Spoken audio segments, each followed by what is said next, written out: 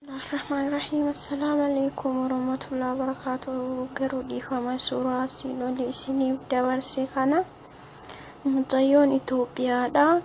Guyyaa kaleessaa Kuweet keessatti duuteetti jedhanii nuuf dabarsanii jiranii, akkasuma warroonni guruupii adda addaa keessa jirtanii fi waattisaaba qabdan ofirra dabarsaa. Namni si beekta yoo jiraatan hadaraa birmadhaa fi obboleettiin teenya tanaa kiraa kan biyyaa baatee jettee biyya ambaa keessatti duutee waan jirtuuf du'aayii godhaa fi kan du'e qaruma du'e akka isin zeennata rabbi sii galchu, akka rabbiin zeennata firdoonisiin sii badhaasu du'aayii naaf godhaa fi yaa obboleeyya naa kiraa amaanaadha. Hundi keessan ofirra dabarsaa. Yookiin waan rabbiin beekanii namni sii beekuun ni jiraachuu danda'a. Kanaaf jennee addunyaaf jennee nu nyaatti addunyaan Rabbiin ni nagahaani biyya teenirraa nu baasee biyya teenatti nu haa dachaasu.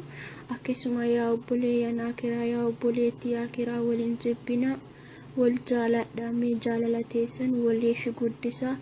Akkanuma kunoo nu nyaatti biyyeen hagatti mataana kunoo hanni nu wal jibbinuuf haga yoomiitiif waliin jibbinaate. Akkasitti bakkee jirtan hundatti du'aayii sii godhaa akka rabbiin zeennata isii badhaasu. Isinillee yaa obboleeyyantii yaa rabbiin nu haa eegu.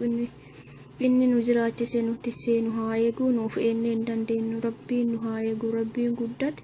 Akkasuma sagalee kana yoo dhageeffattanii suuraa kana wajjin naaf daddabarsaa. Hadaraa amaanaa rabbii isinitti haa taatu. Isin jechuudha biyyarraa daa'ima tokko qabdi jedhanii duute jedhanii kaleessa Kuweetitti, akkasuma rabbi zeennata isii haa badhaasu jedhaati.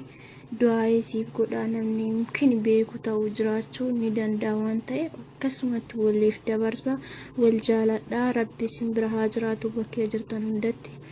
Hamtuun isin arginu keerii isin hin darbine rabbi isin haa eegu yaa obboleessaa kiraa, obboleettii kiraa. Assalaamu alaikum warahmatullahi wabarakatuh.